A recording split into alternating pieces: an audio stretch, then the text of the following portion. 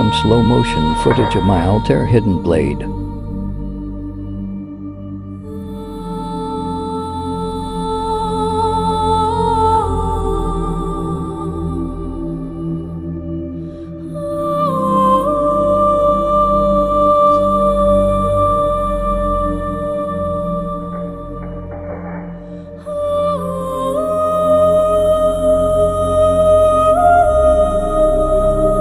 The blade is a gravity-fed system made from real metal, which gives it a nice sliding sound when used.